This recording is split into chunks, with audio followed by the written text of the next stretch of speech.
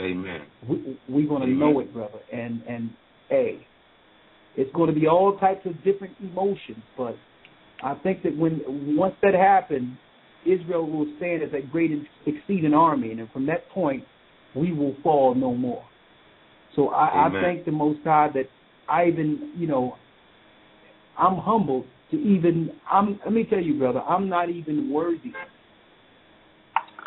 to do what the Most High called me to do. I just can't help but say what the Most High showed me. But all in all, I'm no different than anyone else. It's just that the Most High gave me something, and I did what He told me to do with it. So, the same as Gocc. Gocc is here. You got Gocc. Everyone is standing up, brother. So, I thank you, man. Just keep on going. Don't get discouraged. Don't get frustrated. No, just do what you're doing, and the Most High is going to, through the whole test, He's going to show you why He took us through everything in His time. So I thank you, brother. I thank both of y'all, man, and it's just a blessing, man, to strap these boots on, brother, and be willing to stand up with some strong brothers and strong sisters, man, and defend this truth and preach this truth, man, in the last days, brother. So I'm going to continue. I have gotten discouraged, brother, especially with, the turn of events, having to possibly leave my wife behind, and things like that. And so it's been wearing on me, brother, but I know that the Father's going to do what He said He's going to do. So I must stay diligent, brother, and I'm going to do that. And we will see each other soon. All right, brother.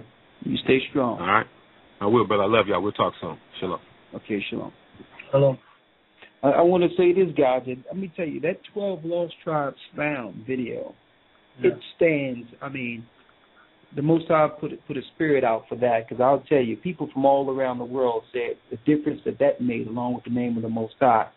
And I'll say this. They flagged the Lost Tribes Found on YouTube as hate speech. And not once did we talk about anybody or say anything against anyone. We just showed people out of the scriptures who the children of Israel are through each tribe. And by doing that, we didn't even have to speak about the Jewish people. But you know something? It's funny, It's funny even what the brother just said before, because believe it or not, the first, after I met you with Peace FM, the first videos that I downloaded and have copies of are that the Lost Tribes. You understand? And look at that. That's the first set of videos that I've ever had when it came on to anything that you were teaching is the Lost Tribes. I have it right here still. You understand? On my laptop, right here. First set of videos I took down. You understand? And them videos kind of help me also with my wife, because she's her background was Colombian. You understand me? And it helped her. It helped her because I don't know. Some people get the impression that when we come out, this is a quote unquote black thing. You understand me? Exactly. And that that helped a lot, man. Them videos, and she still watch it. You understand me? She still look at them. Exactly. And and again to the brother, to Elder Zahar there, that when what he said, when I met you, it was a battle between us. You understand me? Yes. The same format that we're on right now. It was a battle. It was you coming with a Bible and me saying, listen, man, what's that?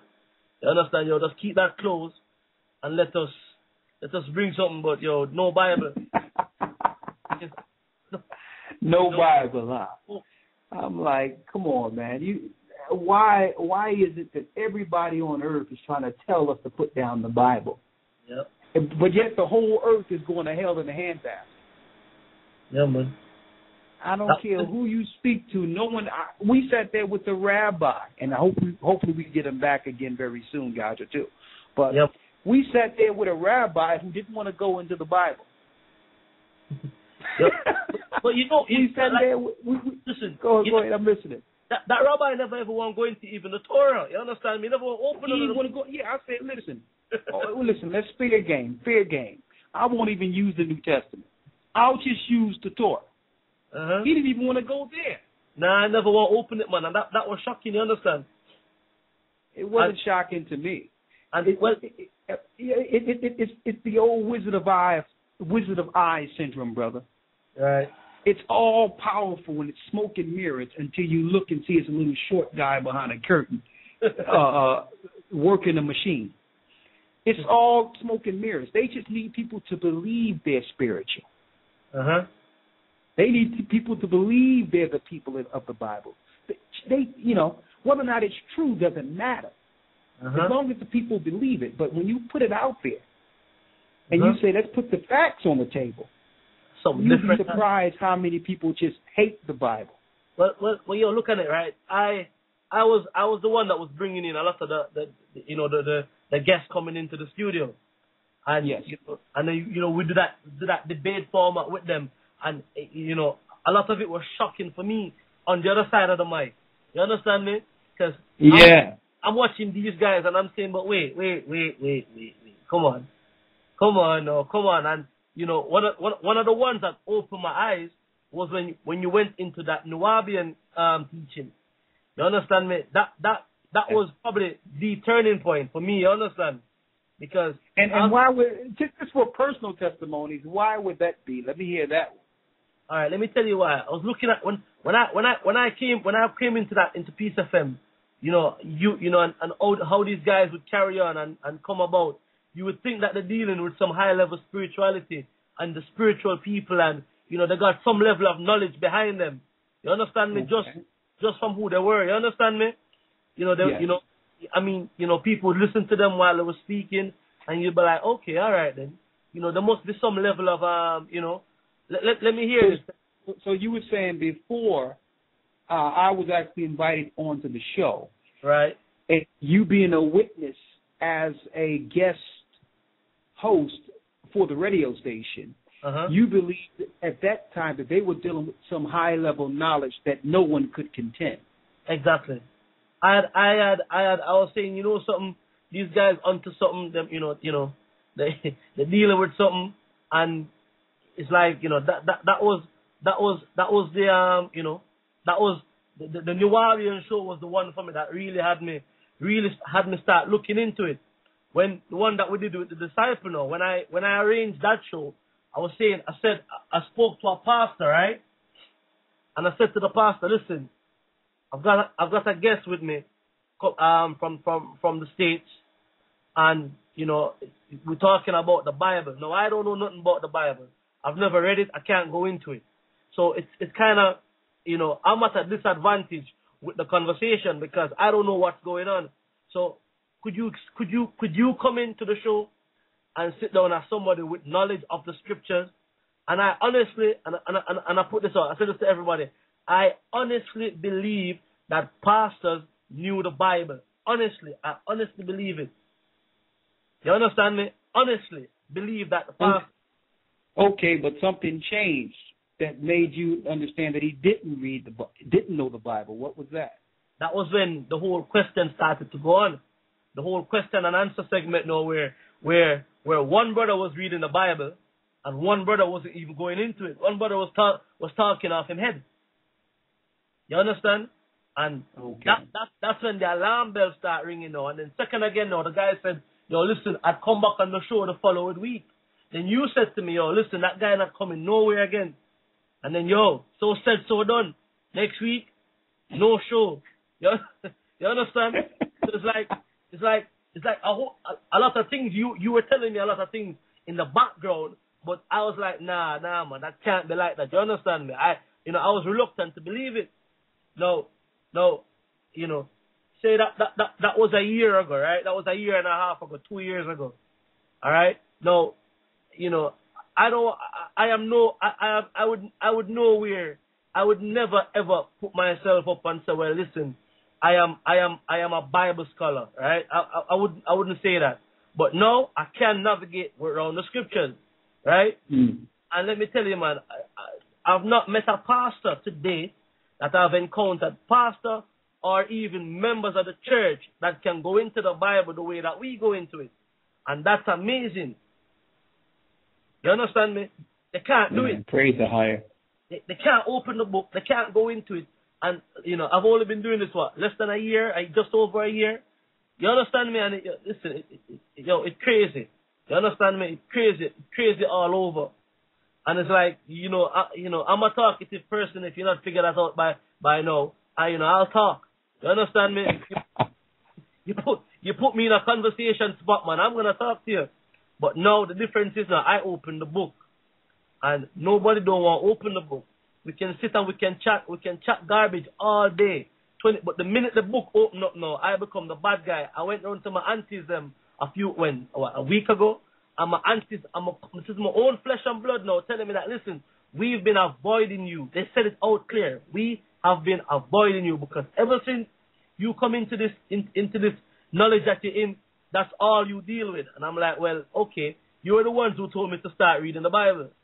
So how comes I start reading it now, and then you have a problem? What's that about? What is that? And it's been crazy. It's been crazy since I met you. When you walk into that studio, it's been an eye opener, and it just been different. And like I said, my revelation was happening in front of me every week. Every week we had rabbis, we had guys from Islam, we had pastors, we had Nuwabians, we had you name it, we had it. We had Muslims. Yeah, we had all of them in coming in. We had taxi drivers who was out there driving, heard the show, and drove down to the studio. You understand me? When you look outside the PSFM, the place line up with Asian taxi drivers, some who offended, saying that they're offended, but they were compelled to come there and listen. Yeah. You understand me? They were saying it was something they've never heard before. Right. But it was one Arab came there and actually gave a donation for the church.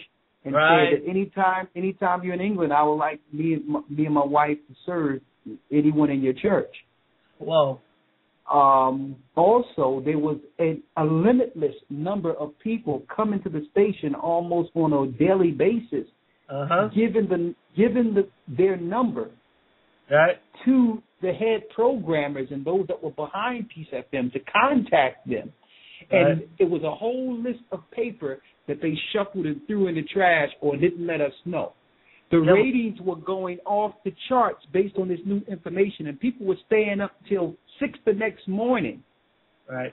Because even if they had to go to work, knowing that the spirit that was going on at that time would one day not be. Yeah, man. They wanted to grab it as much as they could at that time, yeah? Exactly. Because you know what, listen, I got a lot of calls behind the scenes. A lot of people phoning that never wanted to go live. And I remember when there's a time it was coming, the whole thing was coming down to an end. Yeah? And a sister phoned me up, and she was literally in tears telling me, listen, whatever you do, don't stop this show. Keep it going. Keep this show. Don't lose it. Because this show is a source of inspiration for us. You understand me? So, I was right in the firing line of all of this. So this had an impact on me. You understand me? And that's why I know we're here doing this again. Yes. And we're here bringing it, man. And this time I'm not just sat at the controls, not understanding what's going on. My eyes, some scales going off my eyes right now. I'm not asleep no more. Eyes. Praise the Most High. Eyes awake, man, and ready, and I'm ready to bring this. So that's just my personal testimony. Let me get this next brother. Cause I see the time say we only have 27 minutes left on the show. So let me just get this next caller. Bring this next caller in. It's brother Lex Will with a question. Lex Will, yes. How we doing, brothers? Hello, hey, brother. Lex, how you feeling, brother? I feel amazing, and I haven't been able to say that for a long time. Oh, that's good. A long time. All right, so I called in. Hey, man, I wanted to say a couple of things and talk to you about these flyers that I've been putting out. Okay. All right. Now, first off, Ricard, I wanted to say, sometimes you say some out there things.